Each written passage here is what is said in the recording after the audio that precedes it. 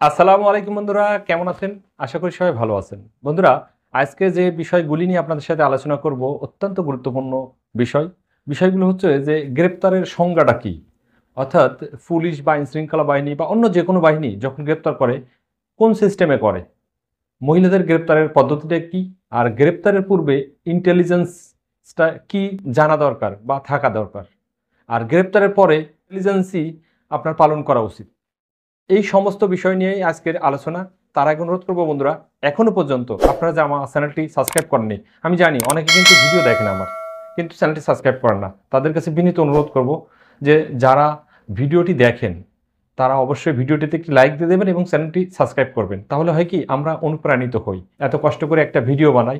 আর আরেকটি ব্যাপার বারবার আমি বলি, বিভিন্ন ভিডিওতে বলি, আমি যে ভিডিও বানাই এটি আমার জন্য না, কিন্তু আমার কাছে যেটি মনে হয় যে এই ভিডিওটি তৈরি করলে মানুষ উপকৃত হবে, বা যারা আইনের ছাত্র তারা উপকৃত হবে, অথবা যারা আইনের চর্চা করেন, কিংবা প্রশাসনের বাহিনীর লোকজন তারা এটা জানলে উপকৃত হবেন, বা যারা বিভাগীয় পদোন্নতি পরীক্ষা অংশগ্রহণ করবেন তারা জানলে উপকৃত হবেন, তখনই কিন্তু যেটা আমার মাথার ভিতরে আসে আমি কিন্তু সেটা ভিডিও বানানোর চেষ্টা করি।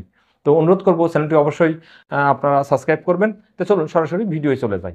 তাহলে আমরা শুরুতে আলোচনা করব যে গ্রেপ্তারটা কি। সবাই তো জানেন গ্রেপ্তার কি, পুলিশে ধরে নিয়ে যায় গ্রেপ্তার। আসলে আইনের ভাষায় এটি না, এটি হচ্ছে যুক্তিসঙ্গত অভিযোগের প্রেক্ষিতে আইনানুগভাবে কোনো ব্যক্তির স্বাধীনতা হরণ করে নিজ হেফাজতে অর্থাৎ সরকারি হেফাজতে বা আইন শৃঙ্খলা বাহিনীর হেফাজতে নেওয়াকেই মানে গ্রেপ্তার বলে।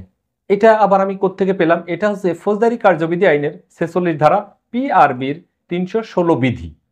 হ্যাঁ, এই যে ফৌজদারি কার্যবিধি আইনের 46 এবং পিআরবির 16 বিধি, এটাই সুস্পষ্টভাবে উল্লেখ আছে যে গ্রেপ্তারটা কিভাবে করতে হয়, মানে কেমনে করতে হয়। এখন কাকে কখন কিভাবে গ্রেপ্তার করে? অনেক সময় মামলা হলে গ্রেপ্তার করে, আপনার নামে ওয়ারেন্ট থাকলে গ্রেপ্তার করে, কোর্টে মামলা হলে গ্রেপ্তার করতে পারে। দেখা যায় যে শুধু এজাহারে নাম থাকলেই যে কোনো ব্যক্তিকে গ্রেপ্তার করা যুক্তিসঙ্গত হবে বিষয়টি এমন না। যদি ঘটনার সাথে ওই ব্যক্তি জড়িত না থাকে বা তদন্তের স্বার্থে তাকে গ্রেপ্তার করার কোনো প্রয়োজন নেই, তাহলে তাকে গ্রেপ্তার করা যাবে না। আবার যদি এজাহারে নাম থাকুক কিংবা না থাকুক, ঘটনার সাথে তিনি জড়িত, সম্পৃক্ততা আছে, পর্যাপ্ত তথ্য প্রমাণ পাওয়া যাচ্ছে, তখন কিন্তু তারা গ্রেপ্তার করা যাবে। তার নামে ওয়ারেন্ট থাকলেও তাকে গ্রেপ্তার করা যেতে পারে। তিনি কোনো আমলের আমলযোগ্য অপরাধ করলে তাকে গ্রেপ্তার করা যেতে পারে। তাই গ্রেপ্তারের পদ্ধতিটা কি, কিভাবে করবেন, এটি কিন্তু আইনে বলা আছে। এটি ফৌজদারি কার্যবিধি আইনে 46-এর 1 উপধারায় আছে যে যাকে গ্রেপ্তার করা হবে তাকে গ্রেপ্তারের কারণ জানাতে হবে, তাকে কোথায় বা কাজের দ্বারা গ্রেপ্তার করতে হবে। কোথায় বা কাজের দ্বারা গ্রেপ্তার যদি সে মেনে না নেয়, তখন তাকে তার দেহ স্পর্শ করে তাকে গ্রেপ্তার কার্যকারী করতে হবে। এটি হচ্ছে 46-এর 1 উপধারার প্রথম শর্ত বা প্রথম সিস্টেম। এবার আমরা আলোচনা করব দ্বিতীয় সিস্টেম, অর্থাৎ ফৌজদারি কার্যবিধি আইনের 46-এর 2 উপধারা। কোনো অপরাধীকে গ্রেপ্তার করলে যদি সে বাধা দেয় অথবা গ্রেপ্তার এড়ানোর চেষ্টা করে, তাহলে পুলিশ অফিসার গ্রেপ্তার কার্যকারী করার জন্য প্রয়োজনীয় সকল ধরনের পদক্ষেপ গ্রহণ করতে পারবেন। এটাও কিন্তু সুস্পষ্টভাবে আছে। প্রথমে ইজি, তারপরে না হলে একটু বিজি, তারপরে না হলে কঠোর। এবার আমরা আলোচনা করব ফৌজদারি কার্যবিধি আইনের 46-এর 3 উপধারা। এটা সবার জন্য না, এটা হচ্ছে যে মৃত্যুদণ্ডে দণ্ডনীয় অথবা যাবজ্জীবন কারাদণ্ডে দণ্ডনীয় কোনো অপরাধ করেনি এমন কোনো ব্যক্তিকে মৃত্যু ঘটানো যাবে না। অন্য যে কোনো ব্যক্তিকে এই গ্রেপ্তার কার্যকারী করানোর জন্য যদি তিনি মৃত্যুদণ্ডে দণ্ডনীয় অথবা যাবজ্জীবন কারাদণ্ডে দণ্ডনীয় কোনো ব্যক্তি হয়ে থাকেন, তাহলে তার মৃত্যু পর্যন্ত মানে মানে ঘটাতে পারবেন। গ্রেপ্তারের ক্ষেত্রে মৃত্যু পর্যন্ত ঘটানো যায় এরকম ধরনের মানে শক্তিও তিনি প্রয়োগ করতে পারবেন, ওই গ্রেপ্তারকারী সংস্থা বা গ্রেপ্তারকারী পুলিশ অফিসার যেই গ্রেপ্তার করুক না কেন তিনি। এবার আমরা আলোচনা করব ফৌজদারি কার্যবিধি আইনের 47 ধারা। আসামি যদি কোনো স্থানে বা গৃহে পালিয়ে থাকে, সেই ক্ষেত্রে পুলিশ অফিসার গৃহে বা স্থানের মালিককে ঘরে দরজা খুলে দেওয়ার জন্য অনুরোধ জানাবেন। ধরেন আমি একটা বাড়িতে গেলাম কাউকে অ্যারেস্ট করার জন্য, তো উনি ঘরের ভেতরে আছে, তো গৃহকর্তাকে অনুরোধ করতে হবে যে বাড়িটি দরজাটি খুলে দেন। ওই অনুরোধে গৃহকর্তা খুলে দিলে পুলিশ গ্রেপ্তার করতে পারবে বা গ্রেপ্তার করবে। এখন প্রশ্ন আছে যে গৃহকর্তা খুললো না, তখন কি হবে? এর জন্য কিন্তু আইন আছে। ফৌজদারি কার্যবিধি 48 ধারা অনুযায়ী গৃহের মালিককে অনুরোধ করার পরও যদি গৃহের মালিক দরজা খুলে না দেন, সেই ক্ষেত্রে কিন্তু পুলিশ অফিসার দরজা জানলা ভেঙে প্রবেশ করে গ্রেপ্তার কার্যকর করেন। অনেক সময় পুলিশের বিরুদ্ধে কিন্তু অভিযোগ করে, হ্যাঁ আমার ঘরের জানলা দরজা ভেঙে কিন্তু আমাদেরকে গ্রেপ্তার করে নিয়ে গেছে, আমার স্বামীকে আমার সন্তানকে টেনে ছেড়ে নিয়ে চলে গেছে। আসলে এটি আইনে আছে, আইন পারমিট করে। তো আজকের ভিডিওটা দেখার পরে আশা করি এই ভুলটা আপনাদের কেটে যাবে।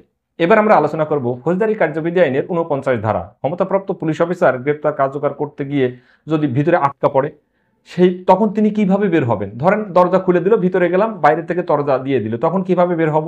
আসলে তখনও ওই তদ্রূপভাবে যেরকম ভেঙে অ্যারেস্ট করা যায়, ঠিক তেমনিভাবে ভেঙে আপনি আবার বাইর হতে পারবেন। এটা হচ্ছে ফৌজদারি কার্যবিধি আইনের 49 ধারা।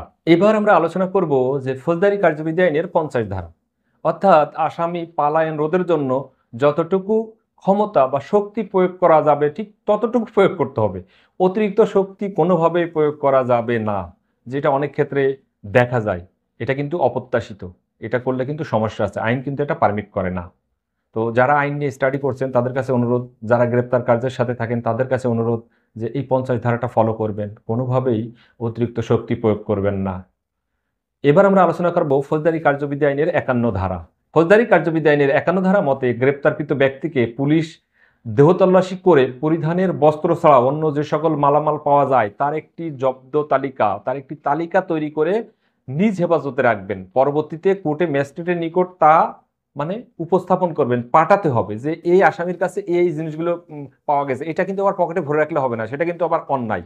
এটা আছে কোন বিধিতে? পিআরবির 322 বিধিতে কিন্তু সুস্পষ্টভাবে উল্লেখ আছে।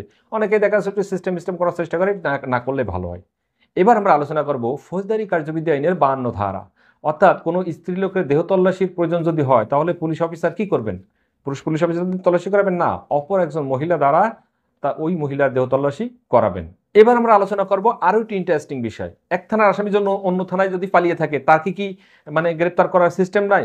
এটা কিন্তু মানে জানার খুবই গুরুত্বপূর্ণ একটি বিষয়। তো চলুন আমরা এখন সেটি আলোচনা করি। অন্য থানায় চলে যায় তখন তার গ্রেপ্তার করার সিস্টেমটা কি বা তার পদ্ধতিটা কি, নাকি তাকে গ্রেপ্তার করা যাবে না?